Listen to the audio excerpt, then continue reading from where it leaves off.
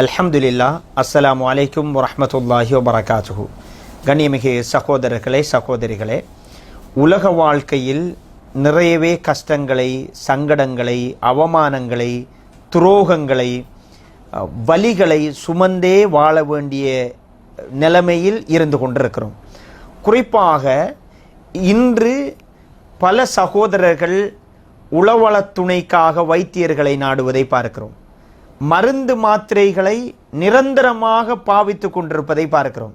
உண்மையில் உடல் வலிகளை விட உள வலிகள் என்பது மிக கனதியானது, கஷ்டமானதும் கூட, மறுப்பதற்கில்லை. ஆனாலும் இந்த சிக்கல் நிறைந்த இந்த உலகத்தில் நாங்கள் சந்தோஷமாக வாழ வேண்டுமாக இருந்தால், அல்லது அந்த சிக்கல்களை தைரியமாகவும் விரிந்த மனதோடும் எதிர்கொள்ளக்கூடிய சக்தி எங்களுக்கு கிடைக்க வேண்டுமாக இருந்தால் 4 குர்ஆன் வசனங்களை அடிக்கடி எங்களுடைய வாழ்க்கையில் நினைவுபடுத்தி கொண்டே இருக்க வேண்டும். அந்த 4 வசனங்களையும் உங்களோடு பகிர்ந்து கொள்ளவே இந்த காணொளி. கண்ணியமிகு சகோதரர்களே, முதலாவது வசனம் சூரா ஆல இம்ரானிலே 173வது வசனம். ரசூல் ஸல்லல்லாஹு அலைஹி வஸல்லம் அவர்களிடமும் சஹாபாக்களிடமும் சில மனிதர்கள் வந்து அச்சமுறுத்துறாங்க, பயங்காட்டுறாங்க. எப்படி சொல்றாங்க? அல்லாஹ் சொல்றான், அல்லதீன கால லஹுமுன் நாஸ் இன்னன் நாஸ கத் ஜமஉ லகும் ஃபக்ஷௌஹும். மக்கள் எல்லோருமே உங்களுக்கு எதிராக திரண்டு விட்டாங்க, ஒரு திரளாக உங்களை அடித்து ஒழிப்பதற்காக எல்லோரும் சேர்ந்துட்டாங்க, பயந்து கொள்ளுங்க அப்படி என்று பயங்காட்டுறாங்க. அல்லாஹ் சொல்கிறான், ஃபஸாதஹும் ஈமானா.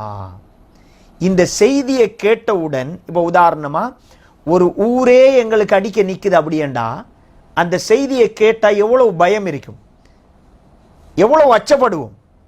அந்த மாதிரியான ஒரு செய்தி சஹாபாக்களுக்கு, அல்லாஹ்வுடைய தூதருக்கு வருது.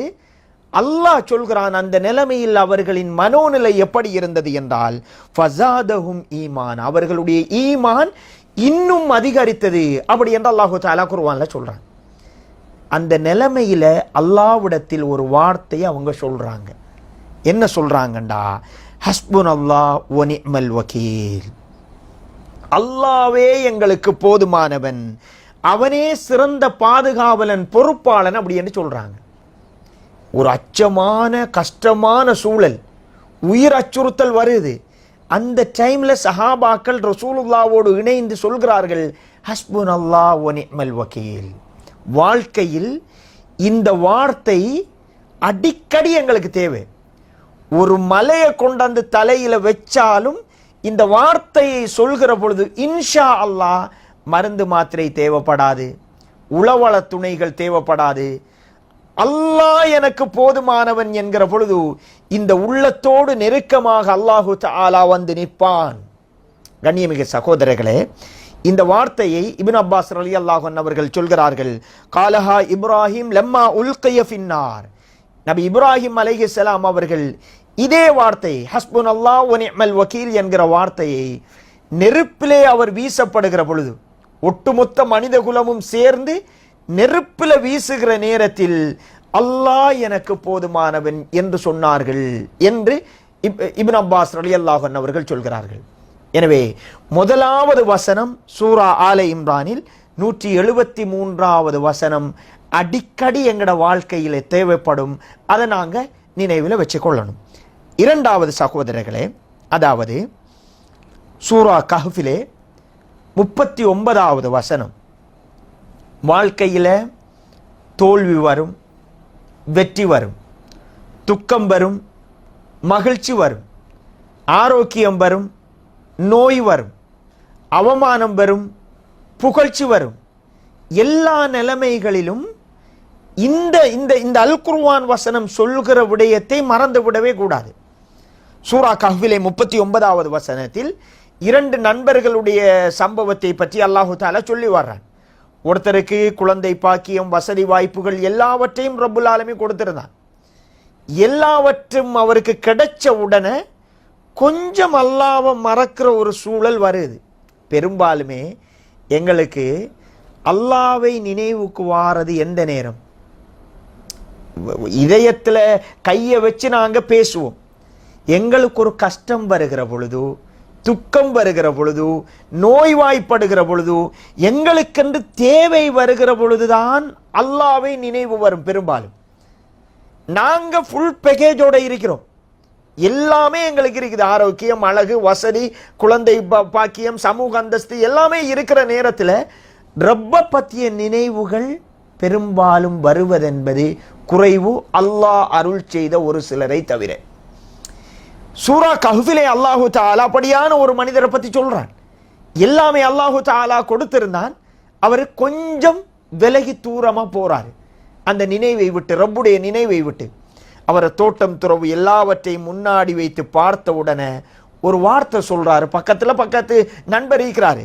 என்ன சொல்றாருண்டா, அல்லாஹு தஆலா உன்னை விட எனக்கு எல்லாத்தையும் தந்திருக்கிறான், இந்த உலகத்திலே இவ்வளவு தந்திருக்கிறான்டா, மறுமையில என்ன சும்மா விட மாட்டான், இதை விட கடுமையாக எனக்கு நிறைய தருவான் அப்படி என்று பேச ஆரம்பிக்கிறார்.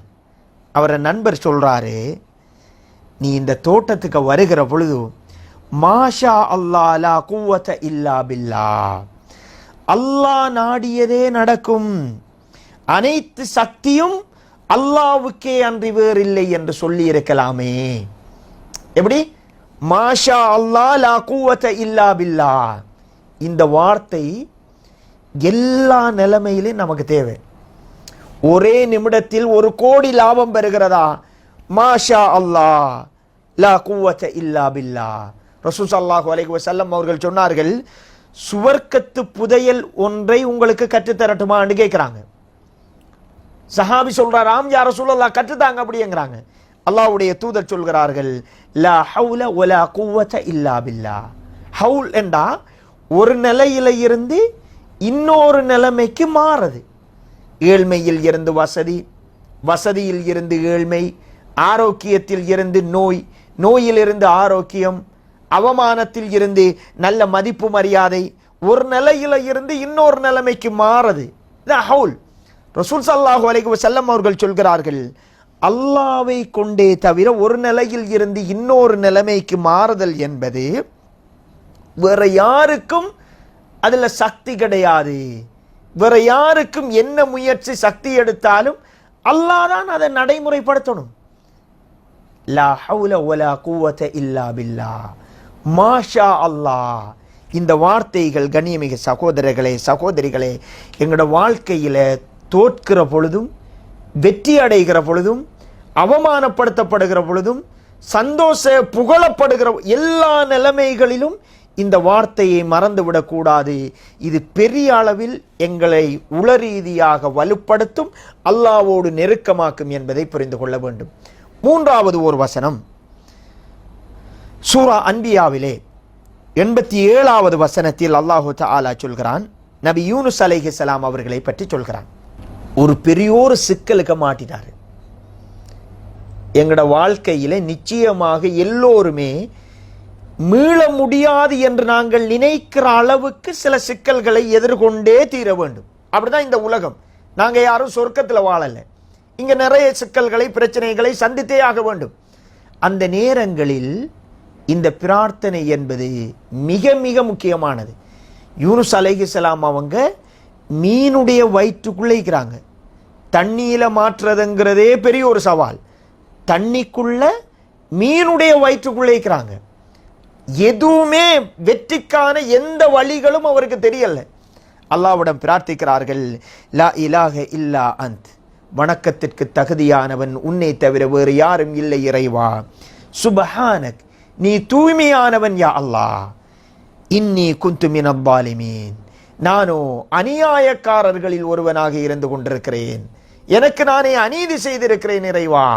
அப்படி என்று அல்லாஹ்வை புகழ்ந்து அந்த இறுக்கமான நேரத்தில் பிரார்த்திக்கிறார்கள், அல்லாஹ்வை நினைவுபடுத்துகிறார்கள். இந்த மாதிரி அல்லாஹு தஆலா சொல்கிறான், ஃபஸ்தஜப்னா லஹு, அவருக்கு நாங்கள் பதிலளித்தோம், வனஜ்ஜைனாஹு மினல் கம், துக்கத்தில் இருந்து அவரை விடுவித்தோம், இப்படித்தான் முஃமின்களையும் நாங்கள் விடுவிப்போம் அப்படி என்று அல்லாஹு தஆலா அல் குர்ஆனிலே சொல்கிறான்.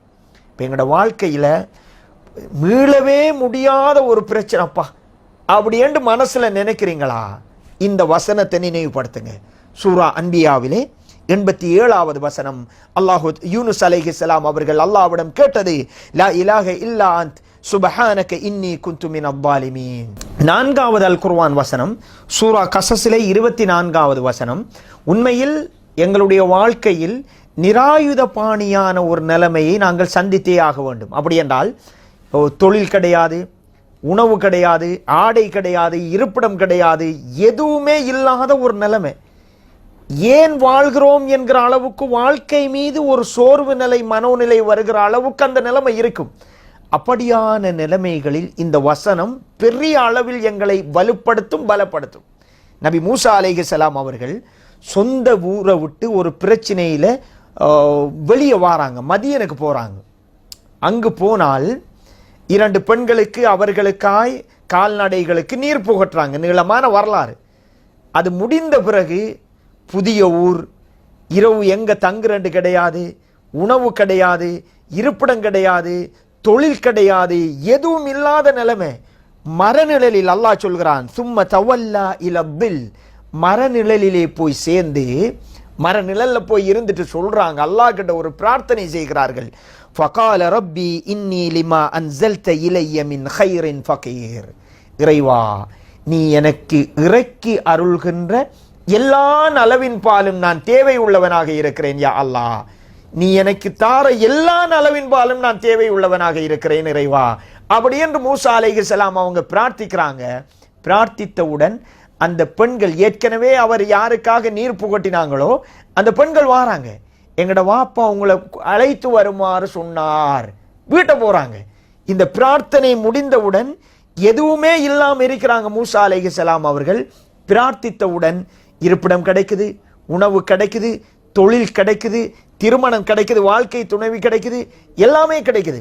எனவே சகோதரர்களே, இந்த 4 வசனங்களும் எங்களுடைய வாழ்நாளில் எந்த கட்டங்கள் வந்தாலும் பெரும்பாலும் இந்த 4க்குள் வந்துவிடும். எனவே இந்த 4 வசனங்களையும் நாங்கள் அடிக்கடி நினைவுபடுத்துகிற பொழுது இன்ஷா அல்லாஹ் எங்களுடைய உளக்குழப்பங்களில் இருந்து எங்களால் விடுபட முடியும். வஸ்ஸலாமு அலைக்கும் வரஹ்மத்துல்லாஹி வபரகாத்துஹு.